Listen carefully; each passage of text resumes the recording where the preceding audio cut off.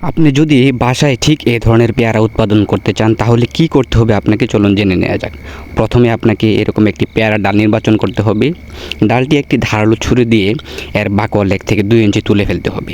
বাকল ফেলে দেওয়া অংশ সুন্দর করে পরিষ্কার করে ঠিক এইভাবে একটি গাজরের মাঝ বরাবর কেটে এর ভেতরের অংশ ঠিক এইভাবে ফেলে দিতে হবে এবং গাজরটিকে শক্তভাবে গাছের সাথে আটকে দিতে হবে শক্ত করে। পর একটি 250 মিলিলিটারের প্লাস্টিকের গ্লাস মাঝ বরাবর কেটে গাছের সাথে শক্ত করে আটকে দিতে হবে। গ্লাসের ফাঁকা অংশে জৈব সার দিয়ে পরিপূর্ণ করে প্লাস্টিক দিয়ে শক্ত করে বেঁধে দিতে হবে। ঠিক 45 দিন পরে প্লাস্টিক ফেলে দিলে দেখতে পাবেন অত্যন্ত চমৎকারভাবে আপনার কাটিং করা ডালের শেকড় বের হয়েছে। প্লাস্টিকের গ্লাসটিকে সরিয়ে আপনি যদি সেই সদ্য কাটিং গাছটিকে একটি টবের মাঝে লাগিয়ে দিবেন, আপনার পরিপূর্ণ যত্নের ফলে 6 মাস পরে গাছে ঠিক এইরকম পেয়ারা ধরবে।